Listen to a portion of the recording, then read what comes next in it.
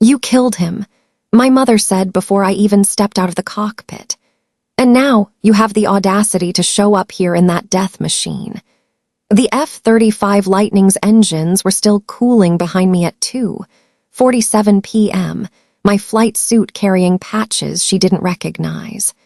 3 mission badges with symbols that made no sense to a woman who'd spent 40 years in aviation. Mars Colonial Command gleamed in silver thread across my chest. "My name is Lieutenant Colonel Jessica Ghost Thompson. I am 29 years old, a test pilot, Top Gun valedictorian, and in 3 months, I'll command the first crewed mission to Mars." But to the family standing in funeral black on the cracked asphalt of Thompson Family Airfield, I was just the daughter who murdered their son. They waited by the main hangar like a tribunal. Patricia Thompson, my mother, stood at center with her silver hair pulled military tight. My twin sisters, Caroline and Catherine, flanked her in matching disapproval. My father, Colonel James Thompson, stood apart, his silence a weapon he'd sharpened for 7 years. The airfield looked smaller than I remembered. Weeds pushed through runway cracks, paint peeled from hangar doors. The windsock hung limp, a surrender flag against the Georgia heat. "Jessica," my mother continued, her voice flat as a flight deck. "You're late. Traffic control held me up in Atlanta." Caroline stepped forward, heels clicking like a countdown. "You shouldn't have come in that thing. It's inappropriate." "It's a fighter jet, Caroline, not a coffin." "It might as well be," Catherine added, her voice sharp as broken glass. "After what you did to Marcus." The words hit like flak. My brother Marcus, dead at 14. My fault, according to everyone who mattered. My mother reached into her purse and pulled out something that made my blood freeze. Marcus's old helmet, the one from our secret flying lessons, faded blue with silver lightning bolts he'd painted himself. There was a crack along the left side where it had hit the instrument panel during the crash. "This was in the storage shed," she said, holding it like evidence. "I found it yesterday while cleaning out his things again." I stared at the helmet, smaller than I remembered. 2 weeks after I'd bought it for his 14th birthday, he was dead. "Mom," I started. "Don't." She walked to the nearest trash can and dropped it inside. The hollow sound of impact echoed across the empty runway. This family has no pilots. My father's jaw worked like he was chewing something bitter. My sisters exchanged glances that spoke conversations I wasn't invited to hear. I looked back at my F-35, sitting like a sleeping predator. On its nose was painted a small ghost, translucent and haunting. Below it, in letters too small for them to read, were the words for Marcus. They didn't know about the ghost. They didn't know about the classified operations recorded in my flight suit patches. They didn't know that in 3 months, I'd be strapping myself to 500 tons of rocket fuel and leaving Earth entirely. All they knew was that their daughter had killed their son and somehow turned that tragedy into a career. The afternoon sun beat down on us like judgment. Somewhere in the distance, a civilian plane droned overhead, probably heading to Savannah Regional. Normal people living normal lives, unburdened by the weight of family ghosts. "We need to talk," my mother said finally. "About the airfield, about what's going to happen to it." Her eyes scanned my uniform like she was looking for weaknesses. "About why you're really here." Something cold spread through my chest, the same feeling I got when instruments started failing at 30,000 feet. "After the service," I said. "After the service," she agreed. But as we walked toward the cars that would take us to Marcus's grave, I couldn't shake the feeling that this wasn't just about remembering my dead brother. The way my father avoided eye contact, the way my sisters whispered behind my back, the way my mother's hands shook when she'd thrown away that helmet. This was about burying something else entirely. Something that had been festering in the shadows of this family for 7 years, growing like a cancer in the silence between what really happened that day and what everyone chose to believe. And somehow, my Mars mission patches seemed to terrify them more than my brother's ghost ever could. The drive to Bonaventure Cemetery passed in silence. I sat in the back of my father's Buick, watching Spanish moss drape the oak trees like funeral shrouds. My mother stared out the window, touching the place where Marcus's locket used to hang before she threw it in the Savannah River. Marcus's headstone sat beneath a live oak, simple granite with wings carved at the top. Marcus James Thompson, age 14, beloved son and future aviator. I knelt and placed my hand on the stone. "Hey, little brother, I made it to Mars selection." "Don't," my mother said sharply. "Don't talk to him like he can hear you. Maybe he can. If he could, he'd tell you to leave us alone." Her voice cracked. "He'd tell you to stop pretending this wasn't your fault." The memories hit like a bird strike. October 15th, 2016, 4:30 p.m. Perfect blue sky, Marcus begging for flight lessons. "Come on, Jess," he'd pleaded. "Dad said I could start next month anyway."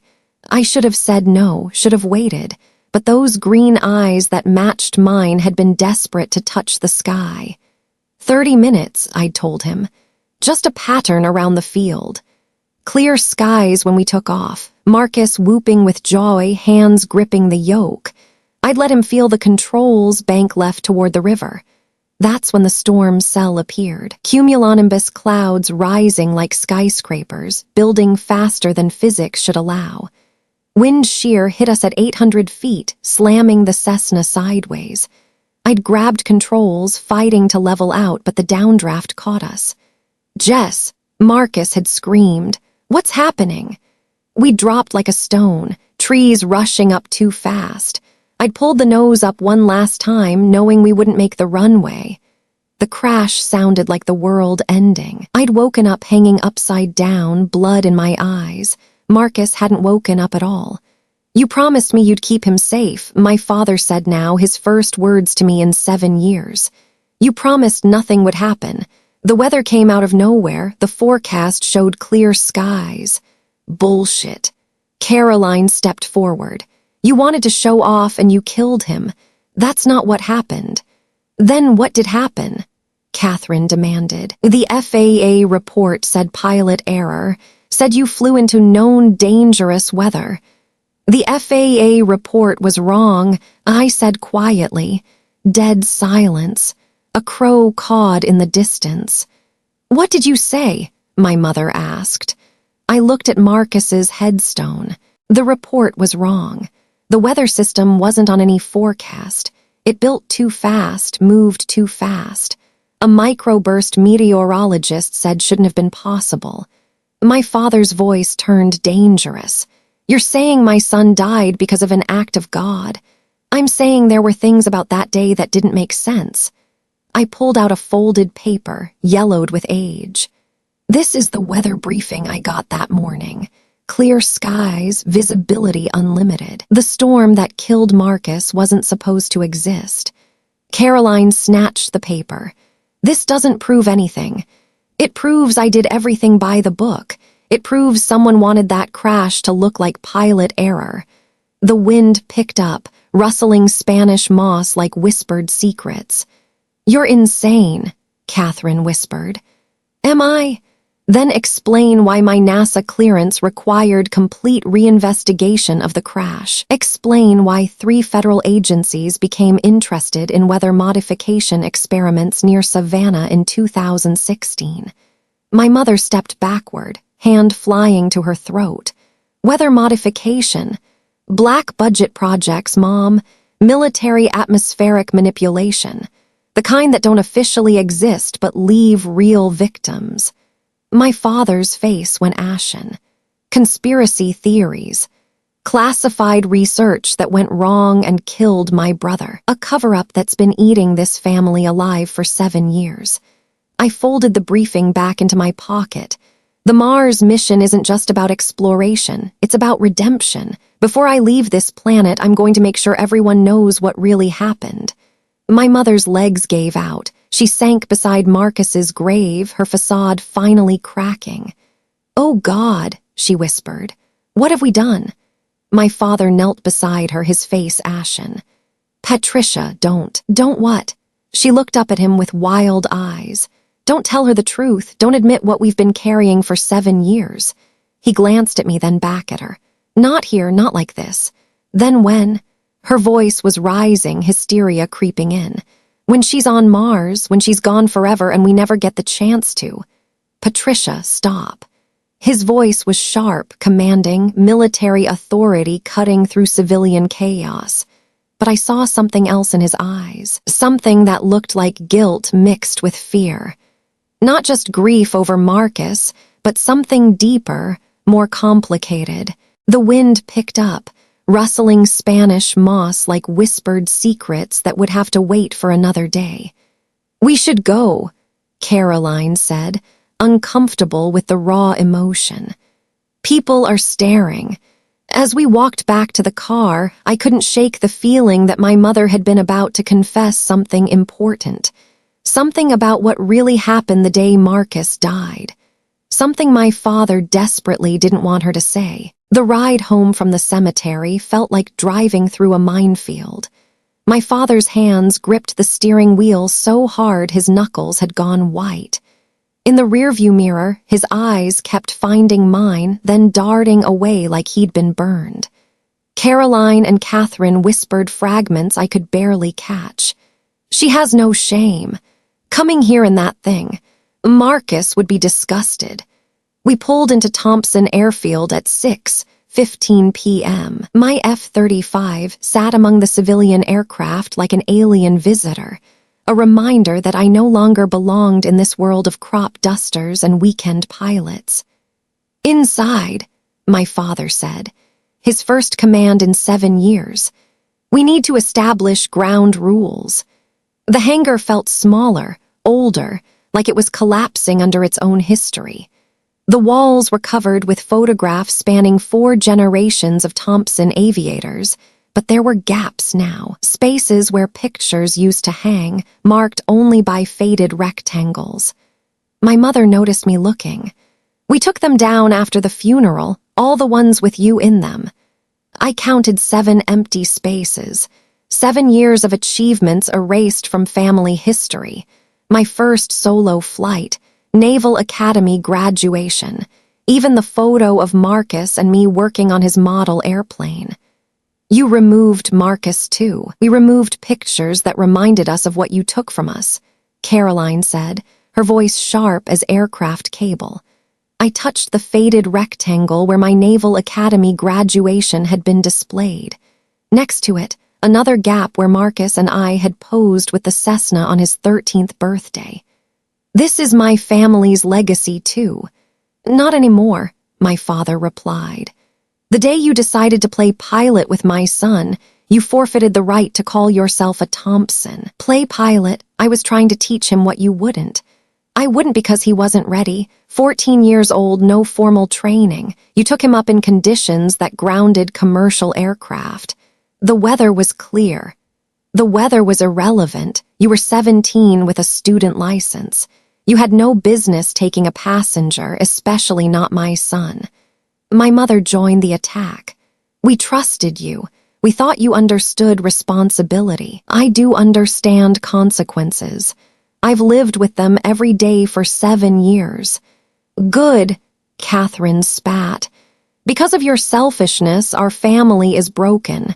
Because of your recklessness, Marcus is dead." The systematic destruction continued. They took turns building the wall between me and them. I was selfish for pursuing military service instead of grieving properly. I was callous for earning wings Marcus would never wear.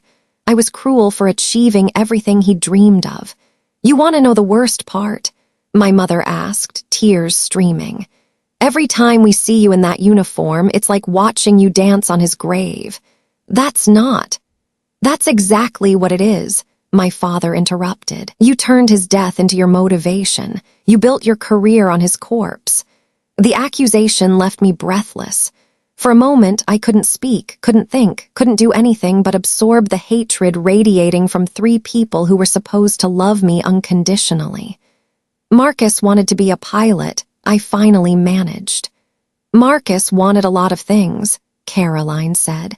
He wanted to graduate high school. He wanted to live past 14, but you decided your flying lesson was more important. We've made a decision, my father announced, pulling a folded document from his jacket. As of today, you are banned from Thompson airfield, permanently. Legal letterhead, official language, my name spelled out as persona non grata on my own family's property. You're exiling me? We're protecting what's left of this family, my mother said. Your presence here is a constant reminder of what we've lost, and if I refuse to leave, then we'll have you arrested for trespassing, my father replied without hesitation. The finality told me everything.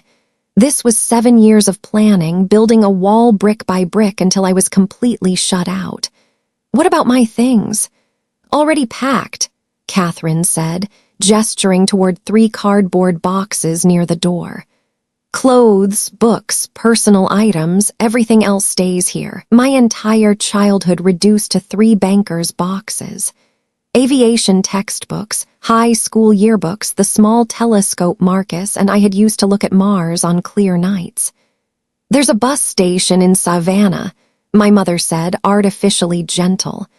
I'm sure you can find your way. The dismissal was complete, surgical, absolute. I was 17 years old, parentless, homeless, carrying guilt heavier than aircraft engines. I loaded the boxes into a taxi that smelled like cigarettes and broken dreams. As we pulled away, I looked back one last time at Thompson airfield, where I'd learned to love flying, where Marcus had died, where my family had decided I no longer existed. The taxi driver glanced in the rearview mirror. Airport. I thought for a moment, then made the decision that would shape the next decade. Recruitment station. I want to join the Navy. That night in a motel room near the bus station, I made a promise to Marcus and myself. I would become the pilot he'd never get to be. I would earn the wings we'd both dreamed of. And someday I would prove his death hadn't been in vain. Even if my family never forgave me, even if I had to do it alone, I would fly. The next morning, I walked into the Navy recruitment office and enlisted for 8 years. The recruiter asked if I had family to notify. No, I said, signing my name. I don't have family anymore. But I had the sky, and that would have to be enough. The next morning, I walked into the Navy recruitment office on Bull Street. Staff Sergeant Rodriguez looked at my test scores twice, then glanced up at me sitting across from his metal desk. 17 years old, perfect SVAB scores. He tapped his pen against my paperwork. You sure about this, kid? Most people your age are thinking about college. I'm sure. Families support this decision. I thought about the cardboard boxes in my motel room, about the legal document banning me from my family's property. I don't have family. Rodriguez studied my face with eyes that had seen too many kids running from something. Aviation track, why not Air Force? Navy has carrier aviation. I want to land on ships in the middle of the ocean. That's the hardest flying in the world. Most pilots wash out. I won't. What makes you so sure? I could have told him about Marcus, about the promise I'd made beside his grave. Instead, I said, because I have nowhere else to go. Rodriguez nodded like that was the most honest answer he'd heard all week. Sign here. Boot camp was designed to break people. 12 weeks of physical torture that turned civilians into sailors. Most recruits cracked within the first month, called home crying, begged parents to get them out. I thrived. Every push-up was for Marcus. Every mile run was proof I could carry his memory without collapsing. Every drill instructor who screamed in my face was background noise compared to the voices telling me I'd killed my brother. Thompson, Chief Petty Officer Williams would bellow. Why are you here? To fly, Chief. Wrong, you're here because you're broken and we're going to fix you. He was wrong. I wasn't there to be fixed. I was there to be forged into something harder than guilt. The other recruits formed friendships, shared stories about home. I kept to myself, studied aviation manuals while they wrote letters to people who loved them. "You're weird, Thompson," my bunkmate Kelly said. "Never talk about home, never get mail. Nothing to talk about. Everyone's got family." Not everyone. The real test came during water survival training. Week 8, Lake Michigan in November. We had to swim 2 miles in full gear, then tread water for 30 minutes. "Thompson, your aircraft just went down. Radio's dead, rescue's 12 hours out. Survival strategy." I floated in water cold enough to stop your heart, thinking about Marcus in the Cessna, those last moments before impact. "Stay calm, Chief. Conserve body heat. Use emergency beacon. Your wingman's unconscious and sinking. Save him or save yourself." The question hit like a punch. Marcus, unconscious in the co-pilot seat, blood running from his head while I hung upside down, unable to reach him. "Save my wingman, Chief. Even if it means you both die. Even if it means we both die." Williams nodded approvingly. "That's the right answer. Navy doesn't leave people behind." But I already had. I'd left Marcus behind, let him slip away while unconscious, unable to help. Graduation came on a Friday that felt like resurrection. Dress blues, families cheering from bleachers as we marched across the parade ground. I searched the crowd, knowing no one would be there. That's when I saw him, an older man in Navy commander's uniform, standing apart from families, watching me specifically. After the ceremony, he approached with purposeful stride. "Seaman Thompson." "Yes, sir. Commander Harrison Blake, Naval Aviation." He handed me a business card. "I've been following your progress, impressive scores." "Thank you, sir. I knew your father. We served together in the 90s.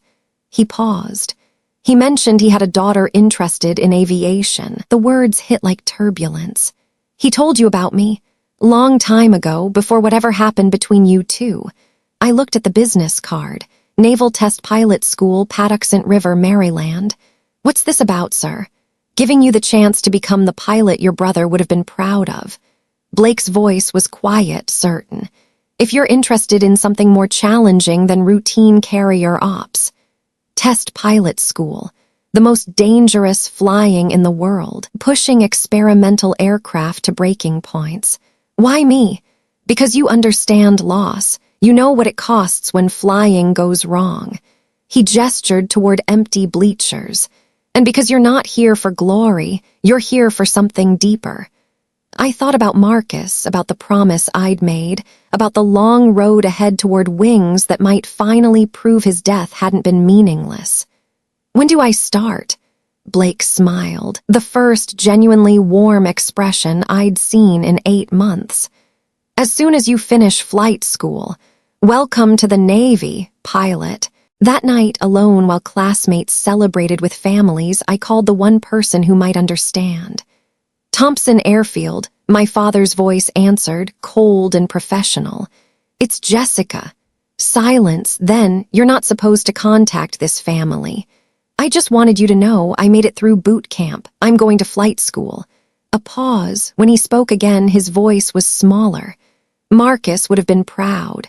The line went dead before I could respond, but for the first time in 8 months, I felt like maybe I was finally flying in the right direction. That direction led me to Pensacola Naval Air Station 18 months later, where the Florida sun beat down on runways that stretched toward horizons I was finally allowed to touch. Flight school had been everything I'd expected and nothing I'd prepared for. I'd graduated 3rd in my class. Not first, because perfection felt like betraying Marcus somehow. Not last, because failure would have dishonored his memory. But Top Gun was different. Top Gun was war. The letter arrived on a Tuesday that felt like Christmas and Judgment Day.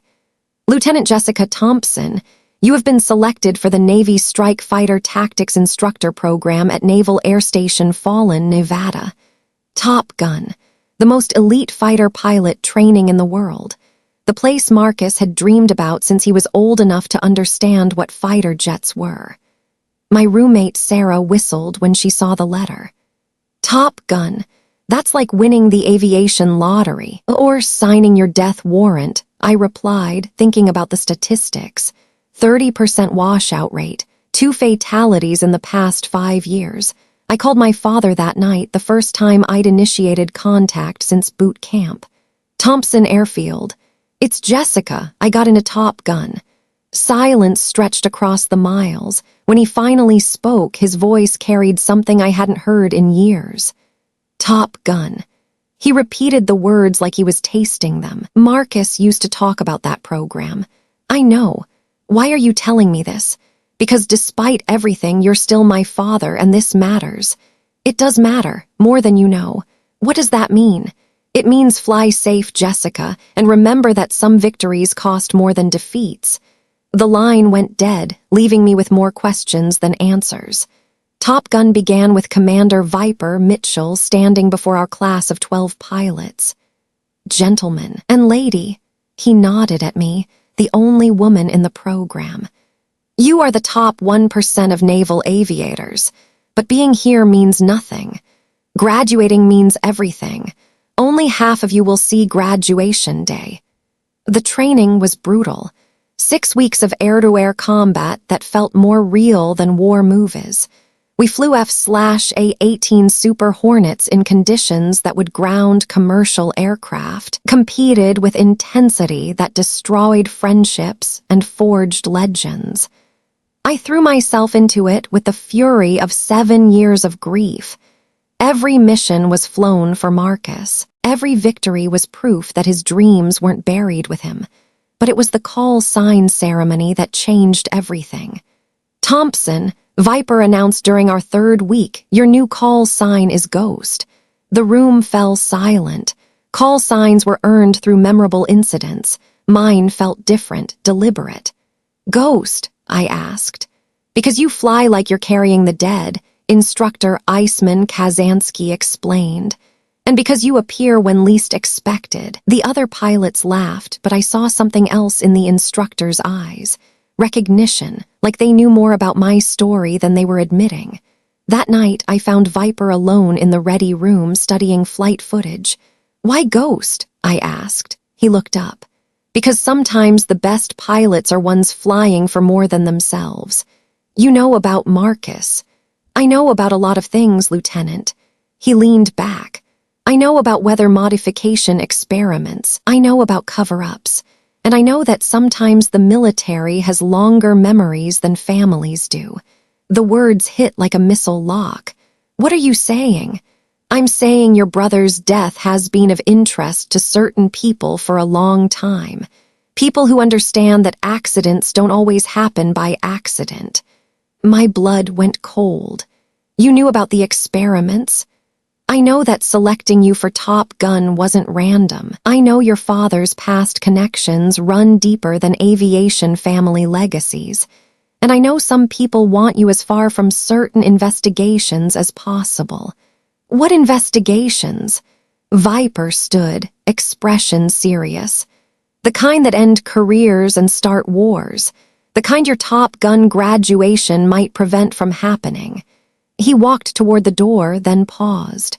Fly well, Ghost, but remember that sometimes the best way to honor the dead is to stay alive long enough to tell their story. After he left, I sat alone, staring at tactical displays. Outside, Nevada stars filled a sky Marcus would never see. For the first time since enlisting, I wondered if my family's terror about my Mars mission patches had nothing to do with grief and everything to do with fear. Fear that I was getting too close to something powerful people wanted buried forever. The next morning, I walked onto the flight line with new purpose. I wasn't just training to be a Top Gun pilot anymore. I was training to survive whatever was coming next. What came next was a phone call that would change the trajectory of my life forever. It arrived at 11:30 p.m. on a Thursday, 3 weeks after Top Gun graduation. I'd finished first in my class, earning the trophy Marcus had once dreamed of touching. Lieutenant Thompson. The voice on the secure line was crisp, professional. This is Dr. Elena Martinez, NASA Johnson Space Center. NASA. The word hit me like afterburners at full throttle. I'm calling about an opportunity. The Artemis Mars mission is seeking a pilot with your specific qualifications. Test pilot experience, Top Gun graduate, exceptional psychological evaluations. Mars. The red planet Marcus and I had watched through his telescope on clear Georgia nights, making plans about exploration while sitting on Thompson airfield's hangar roof. Mars mission.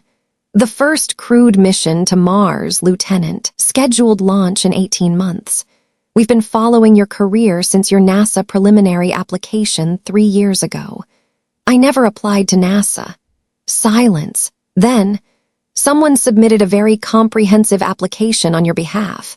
Complete psychological profiles, flight records, even personal background information most applicants don't include. Someone had applied for me. Someone who knew about my relationship with Marcus, about our shared dreams, about the guilt driving every decision since 2016. Who submitted the application? That information is classified. What matters is whether you're interested in the position. What position exactly?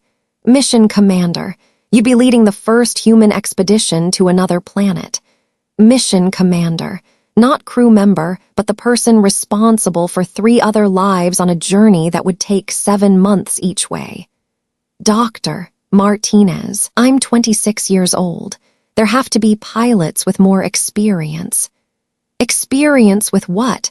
No one has experience flying to Mars. We need someone with the right psychological profile, the right motivation, and the right reasons for taking on a mission that might be one way. The right reasons. I thought about Marcus, about promises made beside his grave. Because according to your evaluations, you understand loss in a way that makes you uniquely suited for deep space isolation. Because your flight records show supernatural decision-making under pressure. And because someone who knows you very well believes you're the only pilot alive who would treat a Mars mission as sacred duty rather than career opportunity. Someone who knows me very well, the list was disturbingly short. I need time to think. The selection window closes in 72 hours. After that, we move to backup candidates. The next morning, I called Thompson airfield. My mother answered, voice suspicious and cold. Jessica, why are you calling? NASA offered me the Mars mission. The silence was so complete I wondered if the line had gone dead. Mars, she finally whispered. Commander of the first crewed mission. Launch in 18 months. No, the word came out like a gunshot. Absolutely not. Mom, you are not going to Mars, Jessica. You are not leaving this planet to chase some fantasy that died with your brother. This isn't a fantasy. This is NASA. This is real. This is suicide. You think going to Mars will bring Marcus back. You think dying on some frozen wasteland will somehow make up for what you did. Maybe it's not about making up for anything, I said quietly. Maybe it's about finishing what we started. There is no we, Jessica. Marcus is dead, has been for 8 years. Chasing his ghost to another planet won't change that. But she was wrong. Marcus lived in every flight I'd made, every challenge I'd faced, every dream I'd pursued. I'm going to accept. Then you're going alone. This family will not watch you commit suicide on international television. This family stopped watching me a long time ago. I hung up before she could respond. That afternoon, I called Dr. Martinez back. I accept the position. Excellent, Lieutenant. Welcome to the Mars program. Training begins at Johnson Space Center next month. The next 18 months will be the most challenging of your life. She had no idea how challenging my life had already been. Dr. Martinez, the person who submitted my application, do you know anything about their connection to weather modification experiments? The pause told me everything I needed to know. I think that's a conversation for another day, Commander Thompson. For now, focus on the mission. Everything else can wait until you're safely on your way to Mars. After the call ended, I looked out at the Nevada desert. thinking about red planets and family ghosts and the distance between Earth and forgiveness. In 18 months, I'd be farther from my family than any human had ever been from home. And for the first time in 8 years, that felt like exactly where I needed to be. The emergency call came at 3:20 a.m. on a Tuesday, 18 months into Mars mission training. I was in a simulated emergency landing scenario when my secure phone buzzed with a number I hadn't seen in 2 years. Caroline. Jessica, we need you to come home, now. I pulled off my VR headset, the red Martian landscape dissolving. What's wrong? The airfield. Dad had a heart attack 3 days ago. He's stable, but we're losing everything. What do you mean? The bank, they're foreclosing. We have 30 days to come up with $800,000 or Thompson airfield becomes a shopping mall. 800,000, the number hit like depressurization at altitude. How is that possible? Dad said the weather modification contracts kept you afloat. Silence. Then, those contracts ended 7 years ago, Jessica. The day Marcus died. We've been hemorrhaging money ever since. 7 years. They'd been struggling financially since the moment they'd decided I was dead to them. Why are you calling me? Because NASA pays astronauts well. Because you're the only one in this family with money. Her voice turned bitter. Because despite everything, you're still a Thompson. The irony was suffocating. The family that had erased me was now begging the ghost they'd created to save them. I'll be there tomorrow. Thompson airfield looked worse than I remembered. Paint peeled from hangars, weeds pushed through runway cracks. The windsock hung in tatters, a surrender flag against Georgia humidity. The family meeting took place in the same hangar where they'd exiled me. Caroline and Catherine sat across from me at a folding table. My mother perched on a metal chair like she was afraid it might contaminate her. 800,000 in back payments and penalties. Caroline began, spreading financial documents. The bank wants everything by July 15th. I studied the papers. Loan agreements, missed payments highlighted in red, foreclosure notices stamped with judicial seals. What happened to all the money? Catherine shifted uncomfortably. Legal fees, insurance settlements, keeping certain information from becoming public. Hush money, I said flatly. Protection money, my mother corrected sharply. For things that needed to stay buried, things like weather modification experiments that killed Marcus. The silence was deafening. Caroline's hands stopped shuffling papers. Catherine's breathing became shallow. My mother's face went pale. How do you know about that? Caroline whispered. I know a lot of things, including the fact that you've been paying people to keep quiet about what really happened. My mother stood abruptly. You don't understand the forces we're dealing with, Jessica, the people involved, the consequences of exposure. Then explain it to me. We can't. Catherine's voice was barely audible. The non-disclosure agreements we signed. If we violate them, we lose everything. Not just the airfield, everything. I looked at each of them, seeing strangers wearing familiar faces. For 8 years, I'd believed they'd blamed me out of grief. Now the truth was more sinister. You've been paying blackmail for 8 years. We've been protecting our family, my mother said. Something you wouldn't understand, since you abandoned us when things got difficult. I didn't abandon you, you threw me out. We threw out the daughter who killed our son. What we should have done was throw out the daughter who refused to keep her mouth shut about things that don't concern her. The words hung like smoke from a crashed aircraft. How much? I asked quietly. What? How much do you need? Caroline glanced at the others. 800,000 covers the foreclosure, but there are other debts. $1 million would give us breathing room. $1 million. My entire NASA salary, combat pay, hazard pay from missions that officially didn't exist. And if I give you the money, then Thompson airfield survives, my mother said, and certain family secrets remain where they belong, in the shadows, where they've always been.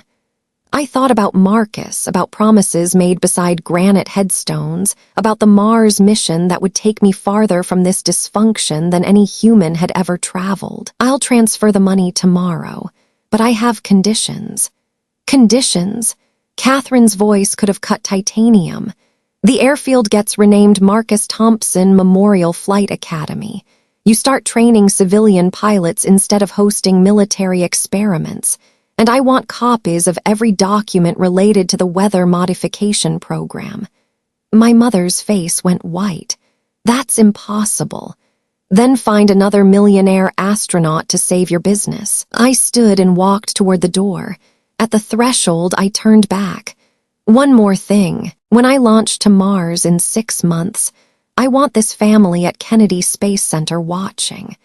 Not because you forgive me for surviving when Marcus didn't, but because you finally understand that some dreams are worth dying for.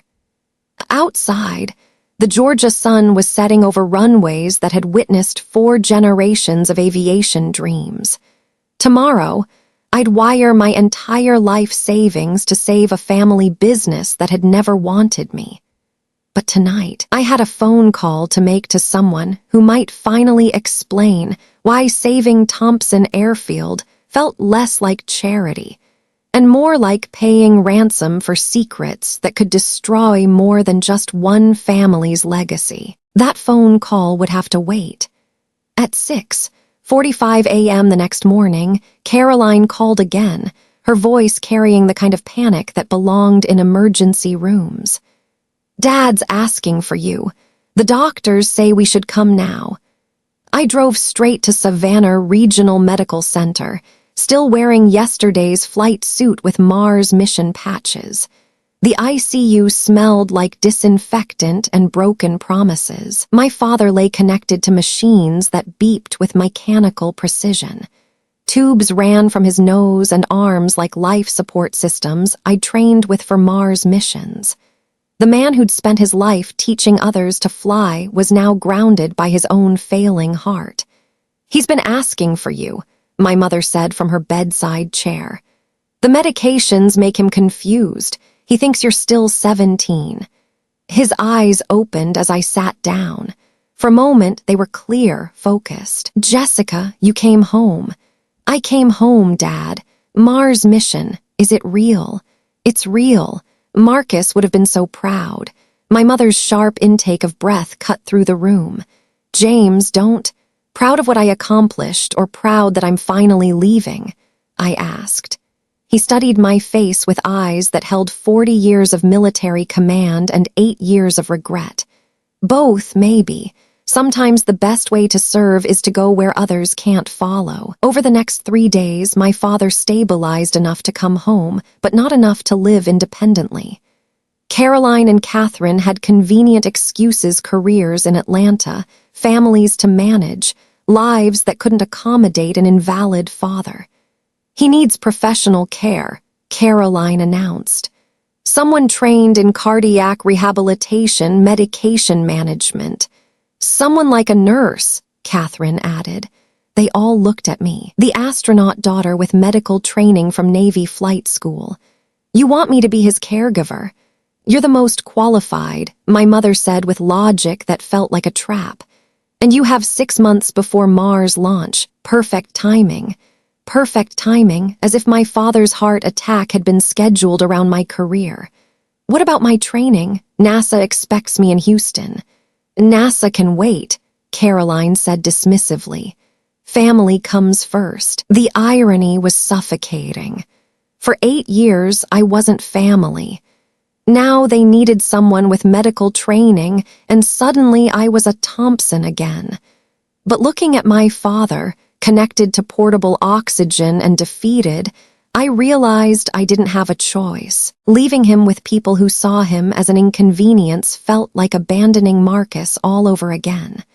"I'll stay, but I need secure communication equipment for Mars mission prep." "Of course," my mother agreed too quickly. "Whatever you need." The next month blurred into medication schedules, physical therapy sessions, and medical monitoring that felt like maintaining spacecraft life support. I tracked my father's vitals with Mars mission precision, administered medications with flight surgeon efficiency. But during quiet moments when pain medication made him vulnerable, I began understanding the true cost of the secrets my family had been guarding. The weather machines, he mumbled one evening while I adjusted his oxygen. They were supposed to be defensive, protect crops, disperse hurricanes. What happened to them? Weaponized, sold to the highest bidders. His eyes focused with sudden clarity. Your Mars mission isn't random, Jessica. They want you off-planet before certain information surfaces. What information? But he'd already drifted back into medicated haze. The next morning, I found him struggling to dress, hands shaking as he fought with buttons too small for fingers weakened by cardiac medication. "Let me help," I said, taking over the task. "I used to be able to fly anything," he said quietly. "Now I can't even dress myself. Flying isn't about physical strength, Dad. It's about understanding systems, making decisions under pressure. You taught me that." He looked at me with eyes that held decades of military pride and recent humility. "I taught you a lot of things. Some I'm proud of, others I wish I could take back. The day I told you not to call me father. The 8 years we let you carry guilt that wasn't yours. The admission hit like turbulence at 30,000 feet. Why now?" I whispered. "Because in 3 months you're going to Mars, and I might not survive to tell you the truth when you get back." "What truth?" He gripped my hand with unexpected strength. "The weather modification experiments didn't malfunction, Jessica. They were sabotaged. And the person who sabotaged them wanted Marcus dead specifically because of what he'd discovered." The room spun like an aircraft in uncontrolled descent. What had he discovered? That the Thompson family wasn't just hosting weather modification research. We were the primary target for termination. Outside, Georgia thunder rumbled across skies Marcus would never see again, carrying secrets someone had been willing to kill to protect. And in 3 months, they'd be sending me 140 million miles away from the truth. But the truth had a way of finding me first.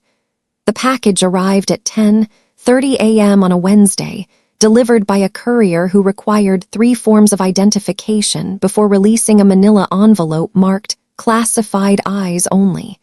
Inside was a business card and a USB drive. The card read, "Agent Sarah Chen, NASA Office of Inspector General. We need to talk." I plugged the USB into my secure laptop while my father napped. The drive contained a single video file labeled Marcus Thompson Final Recording. My hands shook as I clicked play. Marcus appeared on screen, sitting in Thompson Airfield's old office. The timestamp read October 13th, 2016, 2 days before he died. "If you're watching this, something happened to me," 14-year-old Marcus said. "I've been documenting Dad's secret project for 3 weeks. The weather modification equipment in Hangar 3. My breath caught. He'd known about the experiments. "They're not testing defensive weather systems like Dad thinks," Marcus continued. "I hacked into their communications. The equipment is designed for targeted atmospheric manipulation. Assassination by weather event.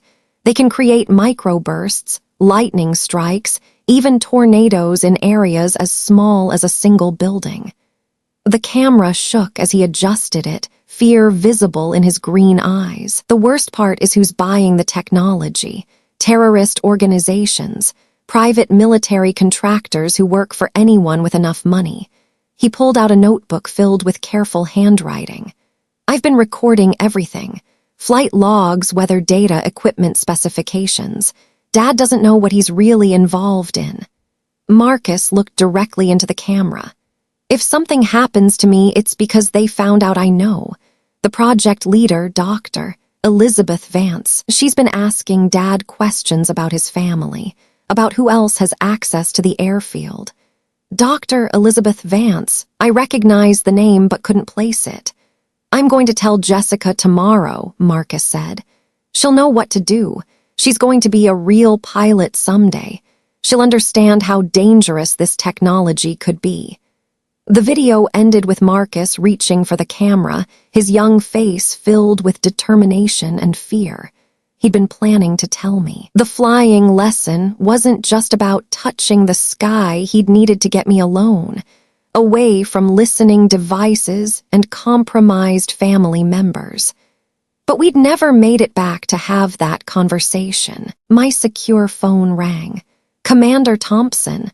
The voice was crisp, professional, female. Agent Chen, I assume. I hope you've reviewed the material I sent. Where did you get this recording? From a hidden camera Marcus installed 3 weeks before his death. It took us 7 years to locate and decrypt the footage. 7 years. While my family paid hush money and I carried guilt, federal investigators had been piecing together the truth. Why show me this now? Because in 8 weeks you're scheduled to launch to Mars, and because certain people are very eager for that launch to proceed on schedule. You think they're trying to silence me. I think they've been trying to silence your entire family since Marcus discovered their operation. Your father's heart attack, induced by targeted electromagnetic pulse, the financial crisis, orchestrated through shell companies. The room felt like it was depressurizing. They're trying to destroy us. They're trying to control you. The Mars mission is an exile, Commander. It's a very expensive cage with a 7-month flight time to ensure you can't interfere with current operations. I thought about my mysterious NASA application, submitted by someone who knew me well, about my family's terror when they'd seen my Mars mission patches. Who is Dr. Elizabeth Vance? She died in a car accident 6 months after Marcus's death, but her company, Atmospheric Solutions International, is still in business, still developing weather weapons under someone with deep connections to both NASA and military weather research. My blood went cold. Someone in NASA, someone who's been watching your career very carefully, someone who wanted you as far from this investigation as possible. Through the window, storm clouds built over Thompson airfield, dark and threatening against the Georgia sky. What do you need from me? Your testimony, your family's records, and your decision about whether you're going to Mars as planned or staying to help us expose the people who killed your brother. I looked at my father sleeping peacefully, finally free from guilt he'd carried for 8 years, at the USB drive containing my brother's final message, at the storm clouds gathering outside. If I stay, what happens to the Mars mission? It proceeds with a backup commander, someone who doesn't know what you know. And if I go, then Marcus's killers continue operating weather weapons programs that have claimed 17 lives across 3 continents. And they'll have 3 years to eliminate evidence before you return. The choice was impossible and obvious at the same time. Agent Chen, I need to make some phone calls, starting with NASA Mission Control, to inform them you're withdrawing from the Mars program. I looked out at the storm clouds, thinking about promises made to dead brothers and the difference between running toward dreams and running away from truth. To inform them that Commander Thompson will be launching to Mars exactly as scheduled, but she'll be carrying some additional mission objectives they weren't expecting. The silence told me Agent Chen understood what I was really saying. Sometimes the best way to expose a conspiracy was to become the weapon they thought they'd neutralized. And Mars was about to become the most well-equipped investigative base in the solar system. The retaliation came faster than I'd expected. At 2:15 a.m. on Friday, 2 weeks after my conversation with Agent Chen, my secure phone buzzed with an emergency alert. Mars mission compromised, launch delayed indefinitely, report to Houston immediately. I drove through the Georgia night with my father's oxygen concentrator humming in the passenger seat. He'd insisted on coming despite his condition, claiming he needed to face the music one last time.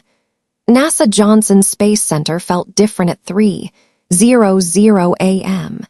Security was doubled, faces grim, and the usual hum of exploration had been replaced by tense silence of damage control. Dr. Martinez waited in conference room Alpha, flanked by men in suits who looked like they collected secrets for a living. "Commander Thompson, we've discovered irregularities in your psychological evaluation, concerns about your fitness for Deep Space Command." "What kind of irregularities?" One suit leaned forward. "Evidence suggests you've been experiencing paranoid delusions related to your brother's death. Conspiracy theories involving weather modification, family targeting. They turned my investigation into symptoms of mental illness. These aren't delusions. My brother recorded everything. Agent Chen has the evidence." "Agent Sarah Chen doesn't exist," the suit interrupted smoothly. "There is no NASA Office of Inspector General by that name. The materials you received were fabricated. The room spun like an aircraft in uncontrolled dive. That's impossible. I spoke with her. You saw a deepfake video created by sophisticated editing software. We have metadata proving it was generated 3 weeks ago, not 7 years ago." My father's hand found mine, his grip weak but determined. "Show them the real evidence.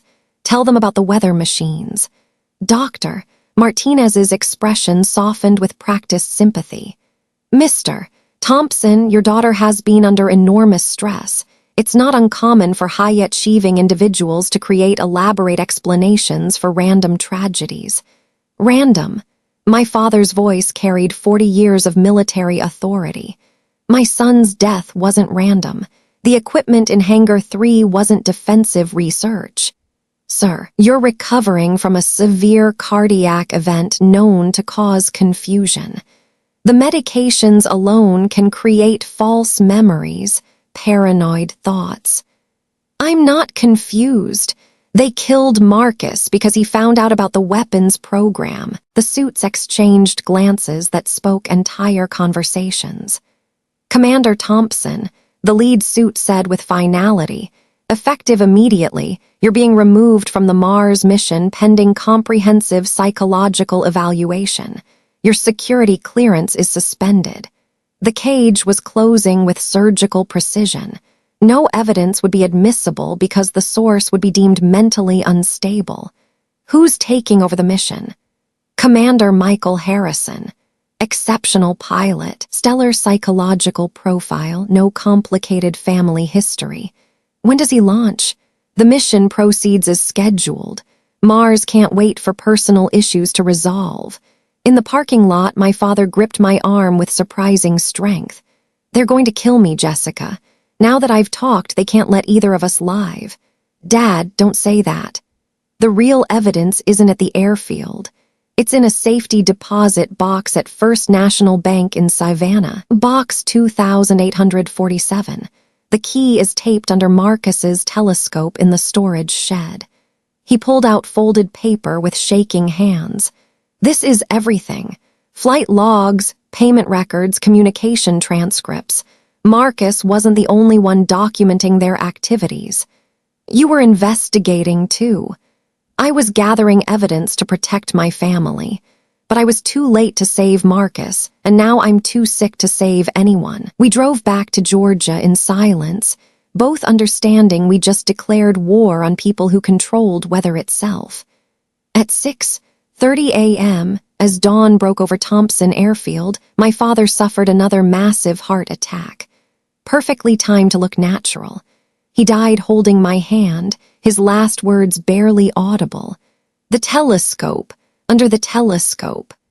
As paramedics covered his body, I looked up at storm clouds gathering with unnatural speed over the airfield. They weren't finished with the Thompson family yet, but neither was I. And now I had exactly what Marcus had died trying to give me. The truth, the evidence, and nothing left to lose. The war was about to begin. It began with a funeral that looked like a military parade and felt like a trap. Colonel James Thompson's memorial service at Arlington National Cemetery drew crowds, that made no sense for a retired Air Force officer. Senators, defense contractors, NASA administrators gathered under gray October skies that threatened rain with meteorological precision. I sat in the front row wearing dress blues, the same uniform my family had once discarded. The eulogies were perfectly scripted service, sacrifice, quiet heroism. Not one speaker mentioned weather modification or 14-year-old boys who died for discovering too much. At 2:30 p.m. during the rifle salute, I slipped away and drove to First National Bank in Savannah. The safety deposit box key had been exactly where my father promised, taped under Marcus's telescope, along with a note. "Jessica, this is what your brother died protecting. Use it wisely. Dad." Box 2847 contained 15 years of documentation. Payment records from Atmospheric Solutions International. Communication logs between my father and Dr. Elizabeth Vance. Contract amendments transforming defensive weather research into offensive weapons development. At the bottom, a folder labeled Insurance Policy J. Thompson Personal. Inside were photographs of weather modification equipment being loaded onto aircraft. Shipping manifests showing destinations in Syria, Afghanistan, Somalia. Purchase orders from contractors who sold atmospheric weapons to the highest bidders. But the most damning document was a single email, dated October 14th, 2016, one day before Marcus died. "James, your son has become a security risk. His documented interest in our research protocols represents an unacceptable exposure threat. Recommend immediate action to neutralize the situation before Project Compromise becomes irreversible. E. Vance." Marcus had been murdered on direct orders. In writing. I photographed every document, uploaded them to encrypted servers, and drove back to Thompson airfield with evidence that could destroy everyone who'd touched the weather weapons program. The airfield buzzed with suspicious activity. Military vehicles, personnel in civilian clothes who moved with combat precision, electronic equipment that made the air taste metallic. Caroline met me at the hangar entrance, face pale with panic masked as grief. "Jessica, where have you been? NASA administrators want to discuss your psychological evaluation results. They say there might be options for returning to active duty if you complete treatment. Treatment, the kind involving secure facilities and convenient memory gaps. Tell them I'll be right there." Instead, I headed toward Hangar 3. The building was empty except for dust patterns showing where equipment had been stored. But the control room contained active computers, monitoring stations tracking atmospheric conditions across 3 continents, communication arrays connecting to satellites I wasn't supposed to know existed. I was downloading files when footsteps echoed behind me. "Commander Thompson." The voice was familiar, authoritative. We'd hoped it wouldn't come to this. General Vance stood in the doorway, the man who'd spoken at my father's funeral, praising his quiet heroism. "General Vance, let me guess you're not here to offer condolences. I'm here to offer you a choice." 6 tactical personnel had positioned themselves around the hangar. "You can walk away from this investigation, accept treatment that will help you process your family's losses, and return to productive service. Or you can continue pursuing a conspiracy theory that will destroy everything your father built, expose classified programs that protect American interests, and accomplish nothing except ensuring more good people die unnecessarily." I looked at computer screens showing real-time weather patterns, thinking about 17 families who'd lost loved ones to accidents. "You killed my brother. Your brother discovered information that could have gotten thousands killed. The weather modification program has prevented 3 terrorist attacks, stopped 2 natural disasters, and provided capabilities that keep American forces safe. It's also been sold to every dictator with enough money. Regrettable but necessary for operational security. Sometimes the greater good requires difficult choices. I thought about Marcus recording his final message in this building, about my father gathering evidence until his manufactured heart attack silenced him. Is that what you called it when you sabotaged the weather system to kill a 14-year-old boy? General Vance's composure cracked slightly. The system malfunction was an unfortunate accident during routine testing. Then you won't mind if I release the email, Doctor. Vance sent my father ordering Marcus's elimination. I held up my phone, showing the photograph from the bank vault. For the first time, the general's composure fully cracked. You don't have that email. Insurance policy, remember? My father was smarter than you gave him credit for. The tactical personnel shifted, hands moving toward weapons. The general raised a hand, stopping them. Commander Thompson, you're forcing me to consider options neither of us wants to explore. The only option I'm interested in is justice. I looked around the control room one more time, thinking about all the lives ended by natural disasters that were anything but natural. Justice for everyone who died because you turned weather into a weapon. I pressed send on my phone, uploading 15 years of evidence to servers around the world. In general, the greater good just got a lot more complicated. The silence that followed was broken only by computer servers humming and distant thunder. General Vance stared at my phone like it was a weapon more dangerous than anything in his tactical arsenal. You have no idea what you've just done, he said quietly. I've exposed a conspiracy that killed dozens of innocent people, including my 14-year-old brother. I know exactly what I've done. His hand moved toward his sidearm, then stopped. Even he understood that killing me now would only confirm everything I'd uploaded. The programs we developed saved thousands of lives. Your brother's death was an unfortunate but necessary. Don't. The word carried 8 years of suppressed rage. Don't you dare call Marcus's murder a sacrifice. I walked past him toward the hangar entrance. Outside, the storm clouds that had been gathering with unnatural precision suddenly dissipated, as if someone had turned off a switch, the first sign that the weather modification network was being shut down. My phone buzzed with notifications, news alerts, congressional inquiries, international investigations. The evidence was spreading faster than wildfire, too widespread to contain. Caroline and Catherine waited by the main hangar, faces pale with shock from watching a family empire collapse in real time. Jessica, Caroline whispered, what have you done? What Marcus died trying to do, what Dad spent 8 years preparing for. I told the truth. The next 6 months blurred together. Congressional hearings that made Watergate look minor. International tribunals investigating weather weapons sales. Criminal prosecutions reaching the highest levels of defense contracting. General Vance was arrested 3 weeks later, along with 47 others. Dr. Elizabeth Vance had died in 2017, but not in a car accident. She'd been eliminated when she threatened to expose the program's civilian targeting expansion.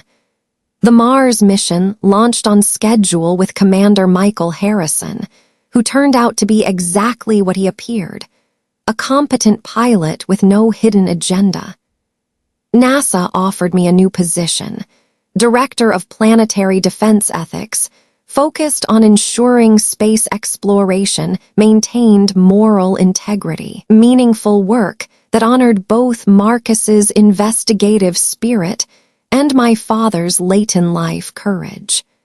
Thompson Airfield became Marcus Thompson Memorial Flight Academy, as I demanded. Insurance settlements from my father's wrongful death lawsuit built the most advanced civilian pilot training facility in the Southeast. The hangar where weather weapons had been developed now housed flight simulators and classrooms. On the first anniversary of my father's death, I stood on the runway where Marcus had died, watching student pilots practice landings in aircraft that carried no secrets and threatened no one. Caroline approached, footsteps hesitant on asphalt. "The Memorial Scholarship recipients want to meet you. 12 students from military families, all studying aviation sciences. Marcus would have liked that. Marcus would have been proud of everything you've accomplished. We all are, Mom included." I turned to look at her, seeing my sister clearly for the first time in 8 years. "We can't undo the damage, the years of blame, the exile. No, but we can do better going forward, if you'll let us." Above us, a student pilot executed a perfect landing in a Cessna 172 identical to the one Marcus and I had crashed. The sight should have triggered grief. Instead, I felt something lighter. Not forgiveness exactly, but the possibility of it. "Marcus always said flying was about getting where you needed to be, not where you started from," I said. "Maybe families work the same way." That evening, I recorded a message in the same office where Marcus had made his final video. "My name is Jessica Thompson. 8 years ago, my brother Marcus died in what we were told was pilot error. Today, we know he died because he discovered that weather could be weaponized, that natural disasters could be manufactured." I paused, thinking about everyone who'd lost loved ones to acts of God that were actually acts of war. Marcus was 14 when he chose to document evidence instead of staying silent. He died for that choice, but his courage ultimately saved countless others. This academy trains pilots who will never carry weapons disguised as weather, never serve agendas disguised as patriotism. I looked directly into the camera. If Marcus's story has touched you, if you've lost someone to forces beyond your control, or if you believe truth matters more than convenience, please share this story. Subscribe to follow our work here. Leave a comment about how we can better serve families affected by government accountability failures. I smiled, thinking about my brother's endless curiosity and unshakable moral compass. Remember that sometimes the most important flights bring us back to who we're supposed to be. Marcus taught me that even at 14, he understood that some things are worth dying for, but everything is worth living for. Outside, students secured aircraft for the night, their voices carrying across the airfield like promises of futures Marcus would never see but had helped make possible. The truth had set us free. Now we had to learn how to fly with it.